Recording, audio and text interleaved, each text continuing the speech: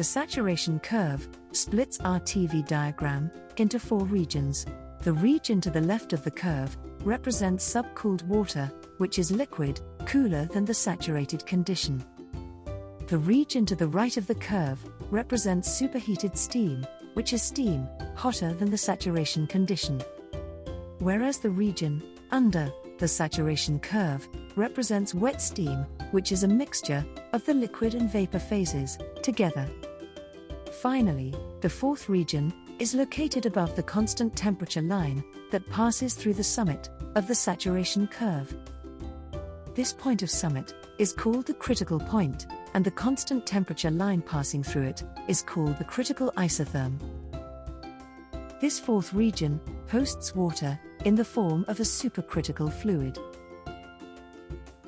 We know that increasing boiling pressure will force the boiling temperature to increase as well.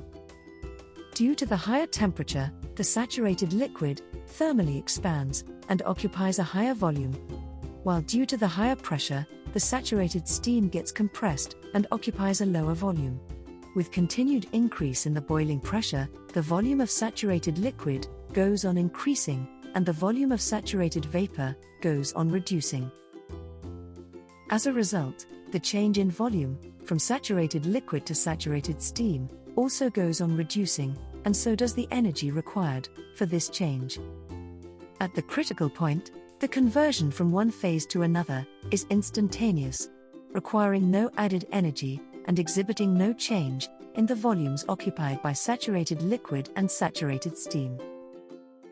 Above the critical isotherm, there is simply no distinction between the liquid and vapor phases of water, and water behaves as a continuous phase, which we refer to as supercritical fluid. Most of the steam power plants that generate grid electricity work on high-performance Rankine cycles, where the boilers have to operate at supercritical conditions to ensure high efficiency. However, the dominant use of steam is actually not in steam power plants, but in process heating applications for industries like pharmaceuticals, rubber, chemicals, fertilizers, steel, dairy, food processing, cement, and many more. With such a vast array of applications, efficient use of steam plays a critical role, not only in terms of the reduced fuel consumption, but also in terms of the environmental footprint of each of these industries.